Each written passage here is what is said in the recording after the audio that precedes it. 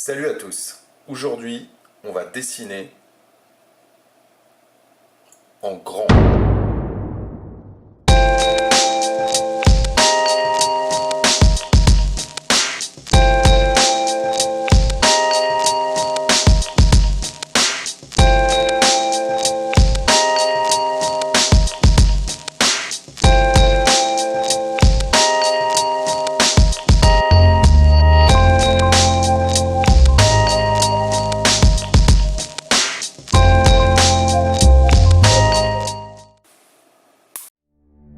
Je commence donc par faire une esquisse assez légère. J'utilise un fusain très souple, quelque chose de très friable, qui va me permettre de, si je passe mon doigt, d'effacer les choses assez facilement, ou d'étaler les choses, d'estomper.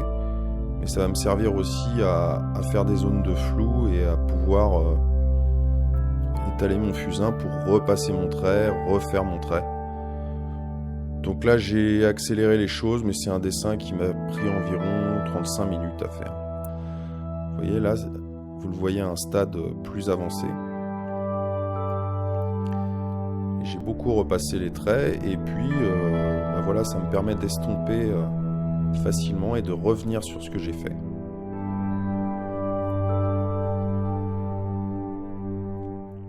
C'est important de prendre du recul aussi sur ce que vous faites, de vous reculer quand vous dessinez en grand.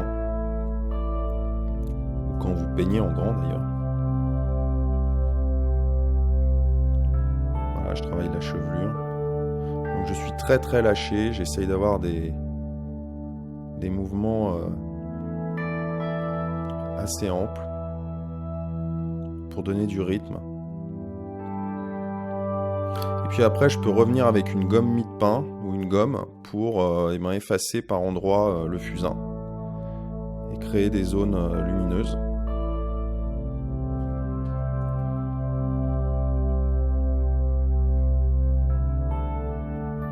Puis au final, je vais travailler avec une craie blanche, un carré compté, pour donner un aspect encore plus lumineux. Vu que je travaille sur du craft, c'est un papier assez marron. Et là, je fais ressortir les zones de lumière. Et puis ça donne un côté graphique assez intéressant.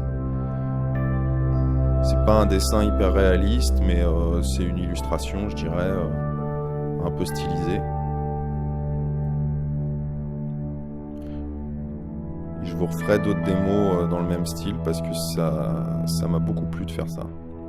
Encore une fois, l'important n'est pas de faire un dessin parfait, l'important est de vraiment prendre du plaisir dans ce que vous faites et bien sûr essayer d'être le plus juste possible, mais surtout lâchez-vous, prenez du plaisir. C'est comme ça que ça va fonctionner. Après, j'aurais pu passer plus de temps, revenir sur mes zones d'ombre, retravailler mes zones blanches pour avoir quelque chose de plus réaliste, mais